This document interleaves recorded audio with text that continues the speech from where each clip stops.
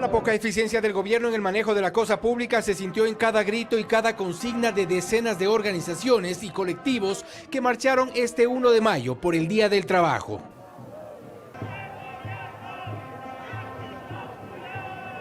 A la cabeza de esta marcha, el máximo dirigente del sector indígena, Leonidas Issa, exponía parte de sus 7 planteamientos y exigencias de cambio al gobierno del presidente Guillermo Lasso. Un tema central para nosotros, la lucha en contra del extractivismo minero petrolero. No respetan la titularidad de los pueblos, los derechos de los pueblos, contra las privatizaciones. No se puede vender el Banco del Pacífico, no se puede vender las centrales hidroeléctricas. ¿Cuál es la propuesta? Cuarto punto, que no se puede permitir la flexibilización laboral. No solo estuvo la dirigencia de siempre pidiendo cambios. También se unieron estudiantes de universidades reclamando atención para el sector educativo, que presenta serias deficiencias, principalmente presupuestarias. La opción para conseguir trabajo sería permitir a los jóvenes primero emprender, que no existen proyectos dentro de lo que nosotros podamos trabajar. No obstante, la tropezada aprobación de leyes en la Asamblea Nacional y sin acuerdos con el Ejecutivo también fue uno de los motivos. Organizaciones de mujeres y colectivos feministas rechazan la vigencia de la ley que regula el aborto para casos de violación. Vamos a presentar las demandas de inconstitucionalidad en todos los espacios, pero nos sumamos a esa lucha porque la incapacidad del gobierno y de la Asamblea Nacional, el de no responder a las necesidades de las mujeres, del pueblo ecuatoriano. La dirigencia de la Unión Nacional de Educadores también fue parte de la cabeza de esta nutrida manifestación y que colmó varias cuadras en las estrechas calles del centro de Quito. Exigiendo presupuesto para la educación, la ejecución de la LOI y la equiparación salarial. Los accesos hacia el Palacio de Gobierno no estuvieron fuertemente resguardados como otras ocasiones. Y es que al final no hubo disturbios, sino consignas y reclamos a un Estado manejado sin acuerdos, con tropiezos.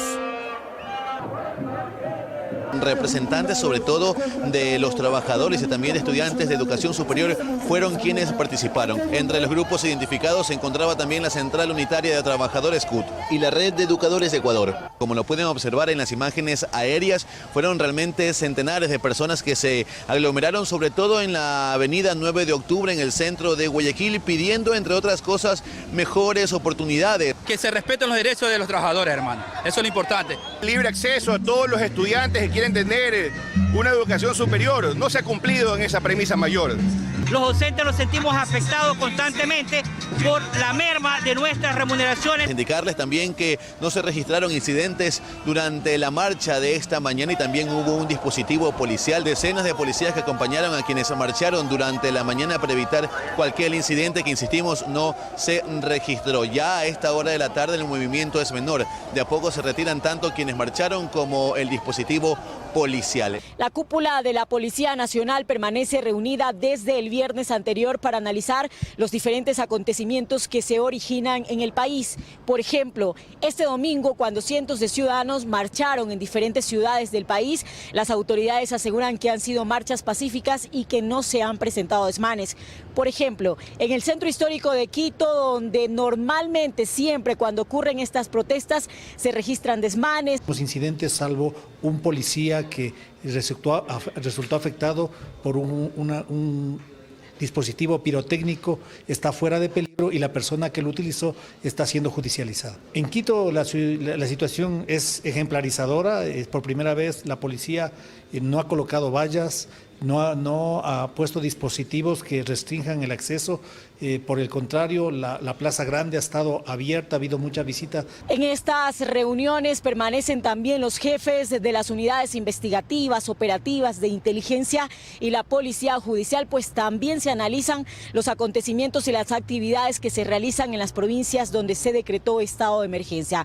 Es ahí donde las autoridades han asegurado que ya estos operativos dejan algunos resultados. Tenemos varios detenidos, tenemos armas, tenemos vehículos, tenemos operativos en puntos críticos, que se ha retomado la calma que hay mucha gente que estaba muy contenta con la presencia policial, principalmente en estos puntos que eran más riesgosos en las parroquias intervenidas. Se ha hecho coordinaciones entre el comandante del Distrito Metropolitano de Quito y también con Fuerzas Armadas se van a hacer operativos, intensificación de operativos en toda la ciudad y un trabajo sostenido también de nuestras unidades de investigación. En las calles, la percepción ciudadana respecto al empleo en el país no es tan optimista como lo es la última encuesta nacional de empleo del INEC, la ENEMDU. ¿Cuál es la situación real del empleo en el Ecuador? La verdad, me he dado cuenta que aquí en el Ecuador el empleo es muy... O sea, está saliéndose ya de las manos, el desempleo más que todo. A raíz de la pandemia creo que ha afectado a todo el mundo. No hay empleos, no... Por la pandemia la gente ha dejado de percibir sus ingresos. Que no están bien direccionados los puestos comparado con el sueldo. En contraste, la encuesta, si bien muestra cifras que no tienen un movimiento mayor, sí sitúa al desempleo en un mejor nivel, con un 5%. Es decir, tiene una reducción de 0,4 puntos porcentuales respecto al primer trimestre del año 2021. El desempleo baja. Si es que tomamos este índice, que no es del todo preciso, pero vale la pena hacerlo. Además, considerando la población económicamente activa, la PEA, el empleo pleno o adecuado subió de 32 a 32,9%. El pleno empleo subió. Entendemos por pleno empleo aquellas personas que tienen un contrato de trabajo estable, permanente, que están afiliados al Seguro Social. Y el subempleo también mejoró cifras, pasó del 22,7% al 22,6% en el mismo periodo de tiempo de un año a otro. Entonces, los índices económicos parecen ser favorables, pese a todas las dificultades que existen.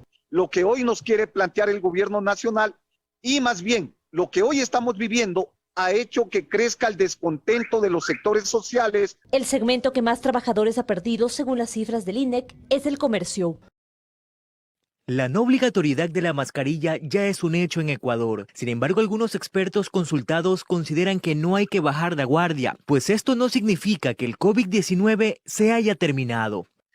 En segundo lugar, al no tener mascarilla y no tener el distanciamiento adecuado en exteriores, es fácil que una persona que tenga COVID pueda contagiar a otros que por algún motivo no se hayan vacunado. Tenemos alrededor de más de 1,5 millones de personas que aún no se han vacunado ni con primera, ni con segunda, ni con tercera dosis, y puede haber un brote ahí. Totalmente de acuerdo. El tema es que los médicos trabajamos en prevención. Y aun cuando no fuera pandemia, estamos aconsejando a nuestros pacientes, incluso por una gripecita, que se tomen ciertas precauciones para evitar contagiar a la familia.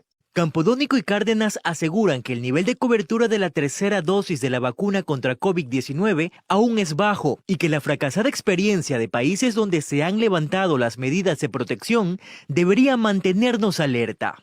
¿Por qué? Porque no tenemos todavía un nivel de tercera dosis adecuado en el país para poderlo hacer. Deberíamos llegar por lo menos a un 70-80% para que haya cobertura a nivel de la población. De tal manera que en esas circunstancias nos parece muy acelerado el tomar una decisión de esta naturaleza para que ni en lugares abiertos y en lugares cerrados pues ya terminemos definitivamente con el uso de la mascarilla. Por su parte, la ciudadanía tiene una opinión dividida ante el anuncio del retiro de la mascarilla. Bueno, porque creo que aún quedan secuelas y creo que no estamos seguros del todo, completamente. O sea, aún no pasa esto. Porque uno tiene que cuidarse, al menos a la edad de uno, y tantas infecciones que hay personas que son inconsecuentes, escupen en la calle, le estornudan en la cara, peor si uno va en un vehículo público. Entonces, en un vehículo público es necesario utilizar cuando hay aglomeración de personas.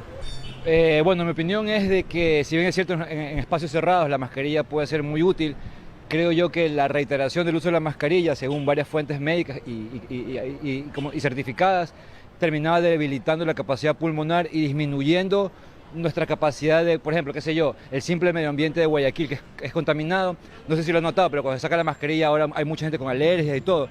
Entonces yo pienso que sí, que ya es hora de dejar la mascarilla a un lado y hacer deporte. De hecho, o sea, lo utilizo cuando estamos aglomerados, ¿ya? porque es una disposición de salud, más no porque la quiera utilizar.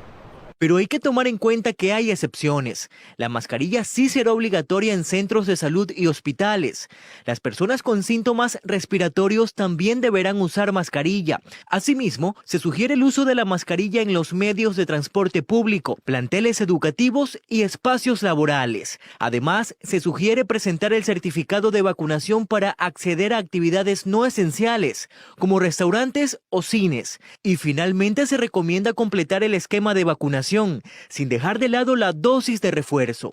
El retiro de la obligatoriedad de la mascarilla coincide con el feriado del Día del Trabajador, por lo que será el primer asueto en el que no habrá restricciones ni uso de la mascarilla, luego de 2 años de pandemia. El Comité de Operaciones de Emergencia Metropolitano de Quito acogió de forma temporal la resolución del COE Nacional a través del cual se elimina el uso obligatorio de mascarillas en espacios abiertos y cerrados.